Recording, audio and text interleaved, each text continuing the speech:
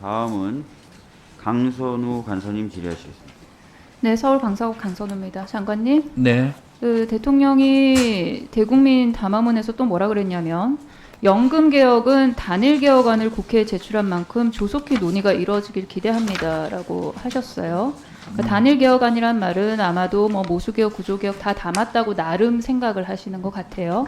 그런데 정부가 제출했던 연금 개혁안이 얼마나 엉망진창인지 우리가 국정감사를 통해서 다 확인하지 않았습니까? 자동 안정화 장치 같은 경우에는 왜곡된 질문으로 거의 여론 조작에 가까운 결과를 얻어낸 것이고, 그리고 자동 안정화 장치를 도입을 했을 때 현재가로 따져봤을 때 평균 300만 원 정도의 돈을 버는 30살 청년이 75살이 되면은 현재가로 50만 원, 40만 원 이렇게 받아간다는 거 우리가 확인하지 않았습니까? 그리고 세대별로 연금 납부율을 달리하는 것도 그렇습니다. 하지도 않은 FGI를 했다는 것을 바탕을 해가지고 이런 의견이 나왔다는 그 보고를 했었고요. 그리고 이것은 조세나 사회보험 원칙, 그러니까 능력 비례 원칙을 정면으로 위배한다. 그렇기 때문에 충분히 재검토를 해야 된다. 그러니 정부가 가지고 온 이 개혁안이라는 것이 엉망이다라는 것을 우리가 국감에서 그렇게 이야기를 했는데, 그럼에도 불구하고 그런 국회 논의들을 깡그리 무시하고 국회에서 조속히 논의해라 라는 것이 지금 대통령의 입장이고요.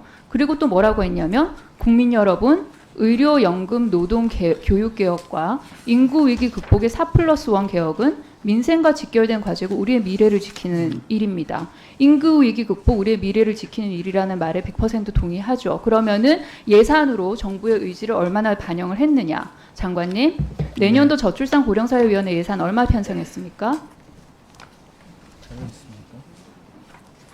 제가 지금 자료를 갖고 있지 않습니다. 곧 없어지는 기간이라고 해서 예산 편성 하나도 안 했어요. 빵원했어요.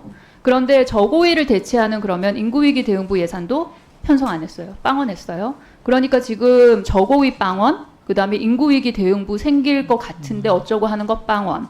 기재부 이 상황에 대해서 뭐라 그랬냐면, 인구부가 언제 얼마만큼의 규모로 출범할지 모르는 상황에서 예산을 편성할 수 없어 혼란한 상황이다. 국회에서 빠르게 법을 통과시켜야 내년에 관련 예산을 배정할 수 있다라고 언론에 설명했어요. 장관님, 네. 쭉 이 톤을 보시면 저고위와 이를 대체할 인구위기 대응부 예산 모두 영원으로 편성해가지고 국회를 협박하는 겁니다. 통과 안 시키면 다 야당이 다수당으로 있는 국회 책임이다. 이 전략이에요. 이렇게 무책임하게 국정 운영할 수 있습니까?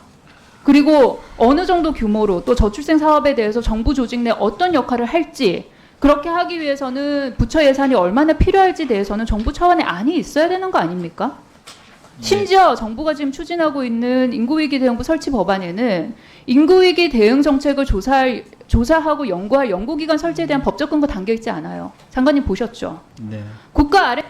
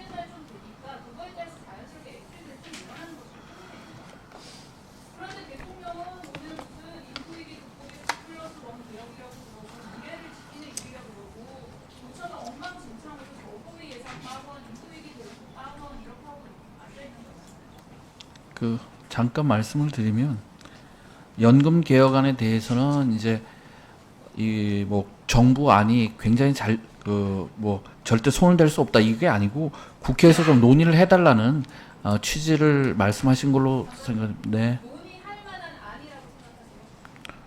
저는 뭐 할 수 있다고 생각이 듭니다.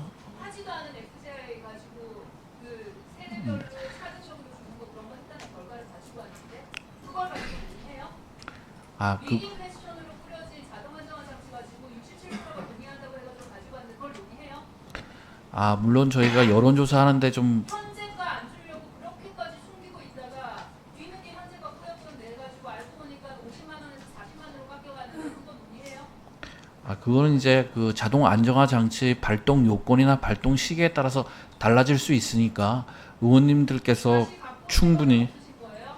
던져놓은 그 안대로 국회에서 논의하라는 거예요 지금? 던져놨다고 하는 표현은 좀 과하시고요. 저희는 그래 나름대로 고민을 해서 한 거니까 그 그 정도 수준의 내용이면 국회에 제출했다는 단어를 쓰기가 아까운 수준이에요. 뭐 의원님께서는 그렇게 평가를 하시겠지만 저희는 또 나름 열심히 했으니까 좀 그 안을 토대로 논의를 해주셨으면 좋겠고요. 그러면은 더 이상 대통령이 단일 개혁안을 국회에 제출했다고 하셨으니 그 안 그대로 가는 겁니까? 정부 입장은 그 안 그대로예요? 아, 이제 정부의 단일안이라고 하는 것은 소득 대체율과 보험료율을 하나의 숫자로 제시했다는 것을 말씀하신 걸로 알고 있고요. 충분히 논의가 가능하다고 저희는 생각합니다. 근데 만약에 국회에서 예, 새로운 안을 낼 계획은 없지만 만약 논의 과정에서 필요하다면 저희가 보충 자료도 제출을 하겠습니다. 그리고 인구전략기획부 예산이 0이 됐다고 하는 것은 그건 아마 나중에 이제 그 정부조직법이 개정이 되고 그러면은 이체를 통해 가지고 예산이 이제 이관이 될 텐데 지금 말씀하신 여러 가지 예산이 제대로 반영되어 있지는 않은 것은 사실이니까 국회 심의 과정에서 필요한 예산이 증액될 수 있도록 하겠습니다. 저고위 예산 파원 편성돼 있고 관련해가지고 어떤 사업을 적극적으로 할지도 정리 안 돼 있다. 예, 그거는 이제 인구전략부가 생기면은 좀 논의를 해가지고 언제 생길지 어떻게 알아요? 근데 지금 현재 저고위 관련해가지고 예산 하나도 편성 그러니까 아마 저고위 예산이 편성이 안 된 것은 인구전략기획부가 생기면 그게 대통령 직속에서 저고위의 그 자체 위원회로 편성이 되기 때문에 그와 같이 연계해서 고민을 해야 된다고 해가지고 아마 예산을 그렇게 편성한 것 같습니다. 생길지 안 생길지 언제 생길지도 모르는 운명 같은 허상이 있으니까 그럼 현재 네, 알겠습니다. 저고위 관련해가지고 예산 편성 하나도 안 한 거잖아요. 이러면서 무슨 인구위기 대응이 예, 간사님. 4+1의 개혁과제라고 말씀드려요. 예, 예. 간사님. 자, 그러면 김미애 간사님.